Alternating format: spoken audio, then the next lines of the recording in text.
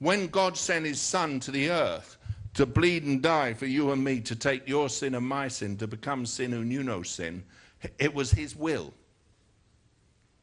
When Jesus went to Calvary, it was his will.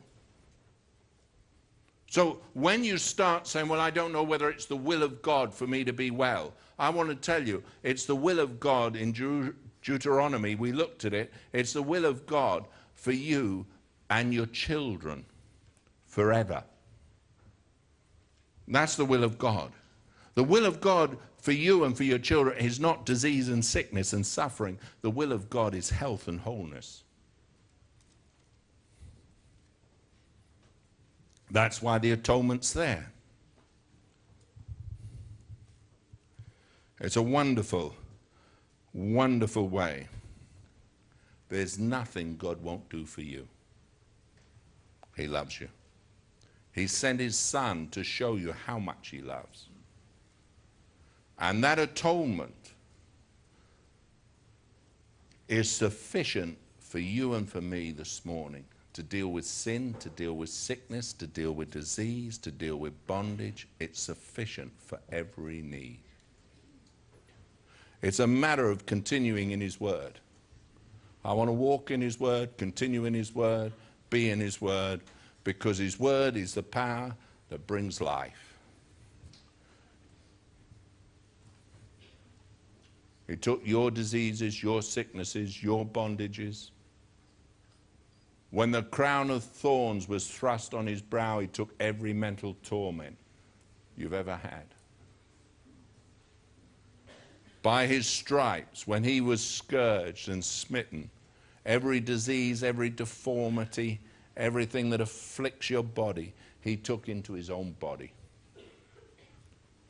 When he was nailed to the tree, every sin, everything you've ever done wrong, he became it. When it says he bore it, it meant he took it out of your way. He took the burden of it, he took the penalty of it, he took the power of it into his own body on the tree, and he finished it. Once and for all. It's done. So why should you carry on with it? You don't have to. The good news is you can be free.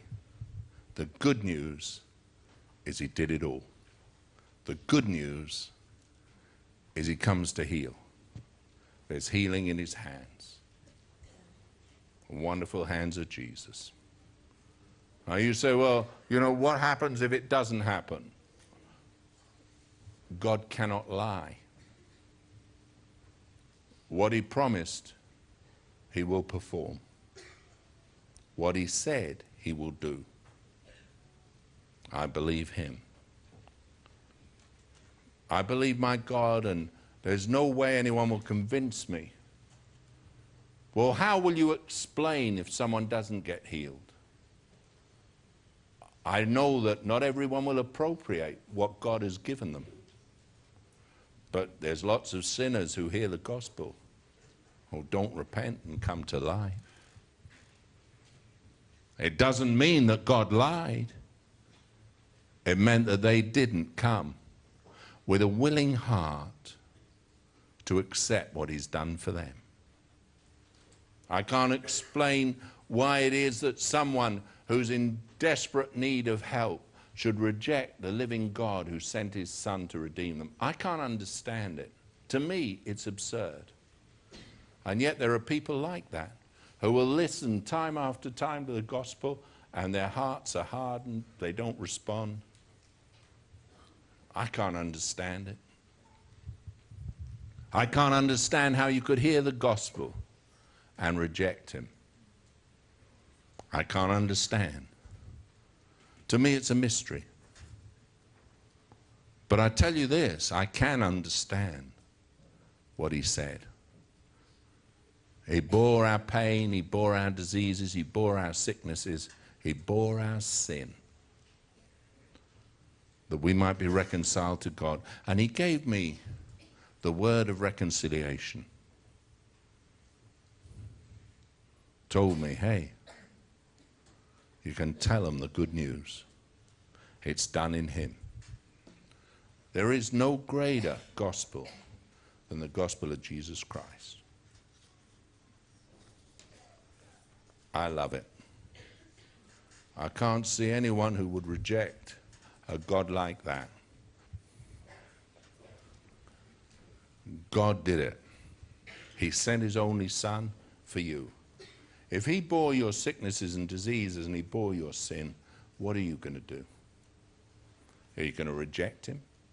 Are you going to reject his love, or are you going to say, well, if he loved like that, I have an obligation? Are you going to make God cry out like he did for the children of Israel? Oh, that they had a heart to keep my commandments. God wanted it to be well with them. They chose to rebel against him. And really, the whole of the gospel is one of submission. It's saying, God, I want your will. I want to go your way. I want to believe what you say. And the people that desert the gospel of Christ are the ones who don't want to be confronted. As I've said so often, and I'll say it again, I want to make it an aggressive confrontation. You better believe it. You know, God sent his son. The deal is with sin. God came to deal with sin. And sin and iniquity is rebellion against God. He came to break the power of it in your life and my life. He came to restore us. And that's what he's here to do. Surely, he bore our diseases and our pain. Surely God the Father laid on him the iniquity of us all. And in Matthew, Jesus quotes those very scriptures. And it's that it might be fulfilled what was spoken by the prophet Isaiah. And this morning, it can be fulfilled in your life. As simply as that. God can do it.